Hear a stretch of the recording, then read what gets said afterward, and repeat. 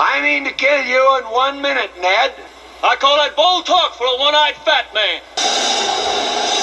Johnny, should we be worried about bird flu? Bird flu, Johnny. Bird flu? Yes. Well, I certainly won't be worrying about it, Johnny. I've never had a flu shot in my life. Right, yes. Perhaps that's bloody negligent of me, but no, I won't be worrying about it. Well, that's all right for you. For more, I'm joined by infectious diseases expert Professor Robert Boyd. Good morning to you. Well, firstly, how serious is bird flu, and should people be concerned by this recent outbreak? Well, bird flu is caused by influenza AH5. It's a virus which can spread between wild birds and poultry. But it is very unlikely to pass to humans. There's only a small handful of cases that have occurred, one in Australia. It requires heavy exposure, a lot of virus to be passed from a dead bird, for example, to a human. But Johnny, there's a couple of bloody things that are annoying me about this whole bloody bird flu scenario. Yeah, like what? Well, first, you're killing bloody millions of bloody chooks. They're killing millions of birds. Trying to get rid of this bloody stuff. Producer in the country has stopped production at its Texas plant after bird flu was found in the chickens there. Cal-Maine Foods, Inc. says that more than 1 million hens and more than 300,000 baby hens destroyed after bird flu was found in that facility.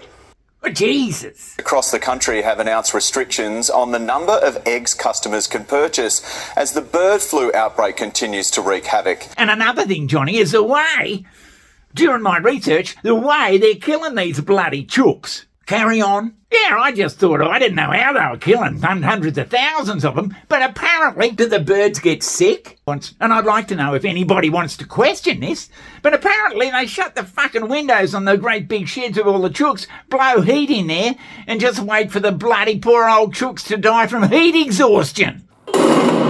Holy shit. That's what I found out in my bloody research. And also, Johnny, it seems to be all these bloody people, these so-called scientists, are working on this bloody virus, this bloody bird flu virus. They've been working on it for bloody decades, and they still haven't got a vaccine for it. Do you mean to say, Johnny, Now, I seem to remember, Johnny, a couple of years ago, people came out with this bloody vaccine for a certain bloody virus. They came out with a vaccine in 3 months.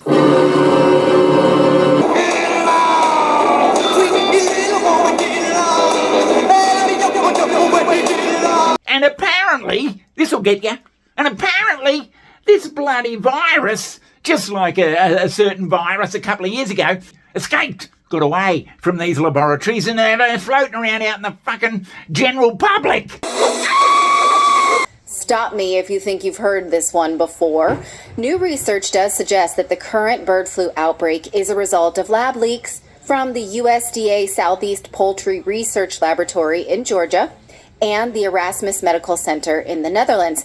Do you mean to say, Johnny, The study suggests that the more recent strain of bird flu possibly could have come from gain-of-function research.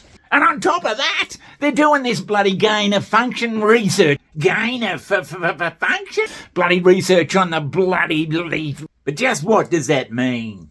Yeah, gain-of-function. That's where they get this bloody virus in the laboratory. The study suggests that the more recent strain of bird flu possibly could have come from gain-of-function research. This is a sequel that I do not like. Uh-huh. Is exactly right. Unfortunately, we know that many scientific labs in the United States, not just in China, have been doing gain-of-function research specifically on this virus, bird flu, H5N1. That includes places like the University of Wisconsin in Madison and the USDA lab in Georgia. They have been manipulating this virus in the laboratory, what we call gain-of-function, which means taking a pathogen, could be a virus, as it is in this case, or a bacterium or a fungus, and manipulating it in the lab to make it stronger, more transmissible, more resistant to treatment, more capable of spreading, for example, between humans. That is what they are doing with this virus, and they've been doing it for many years. We now have some evidence that the recent outbreaks we've seen... And then they escape.